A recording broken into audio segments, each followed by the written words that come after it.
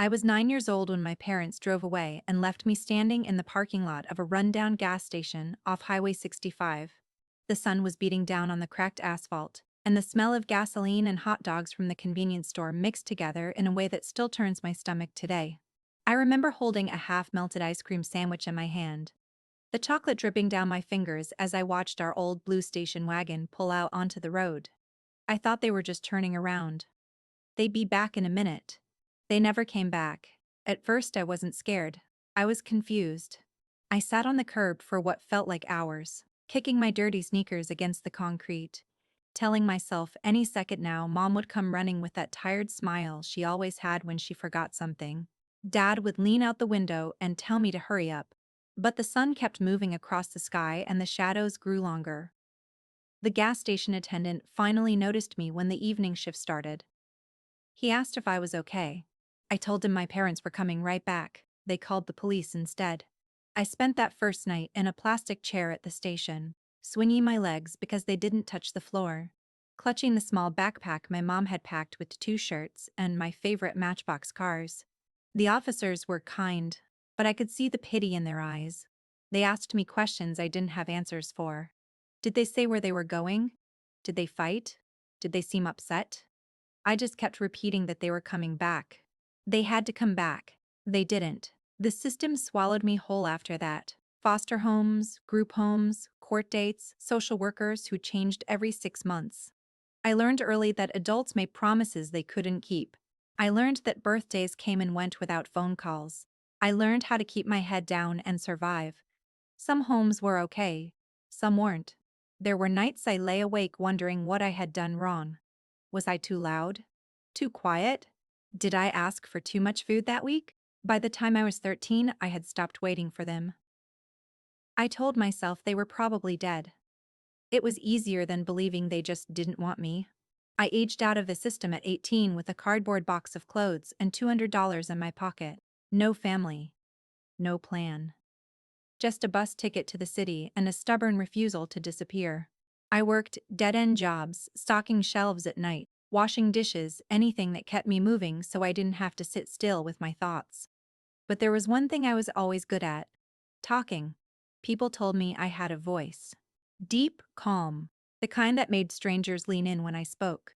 I started volunteering at a local community radio station just to have somewhere warm to sit after shifts. At first, I just swept floors and answered phones. Then one night, the late shift host got sick, and they threw me in the booth with zero preparation. I started telling stories, real ones, the kind no one talks about. Stories about kids who got left behind. Stories about second chances that never came.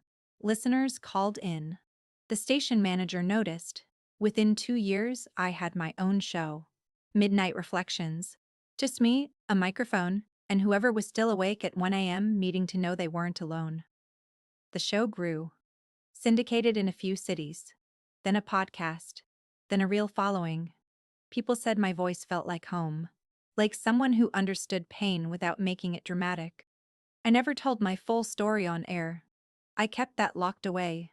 But pieces of it slipped through in the way I spoke about abandonment, about trust, about learning to build a life from nothing. 20 years had passed since that gas station.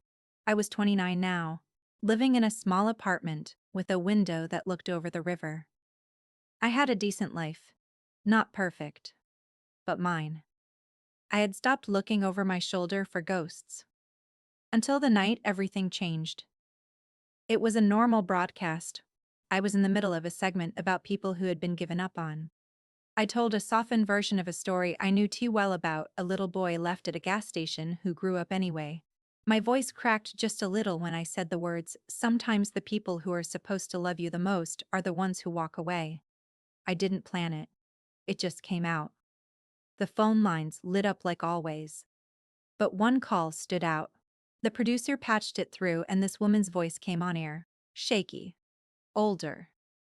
She said, "That boy. That was my son. I know that voice. I'd know it anywhere." The studio went dead quiet. I froze behind the mic. For 10 full seconds, I couldn't speak. My heart was hammering so hard I thought the listeners could hear it. I finally managed to ask her name. She whispered it. My mother's name. The one I hadn't said out loud in 20 years. She said they had been driving that day because they were running from debts, from bad decisions, from a life they couldn't handle anymore.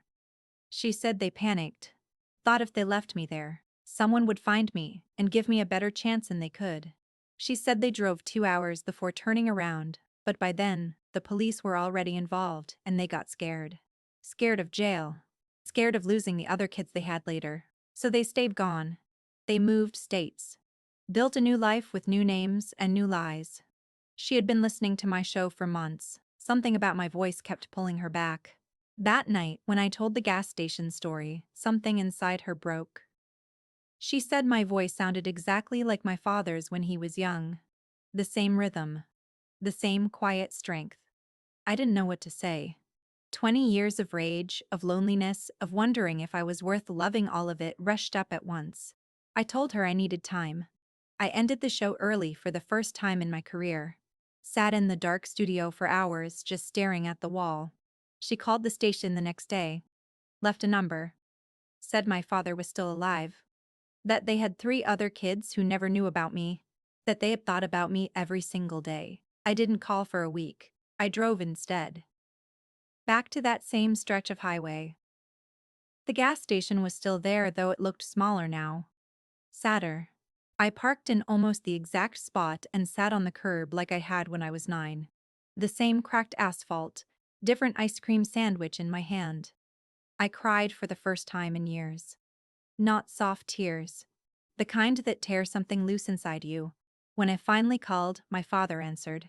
The moment he said hello, I knew it was him. That voice had lived in my memory for 2 decades. He started sobbing before I could say anything. Kept repeating my name, the one they gave me.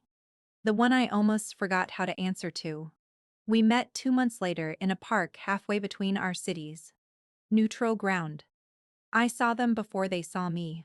My mother looked smaller than I remembered. Rail.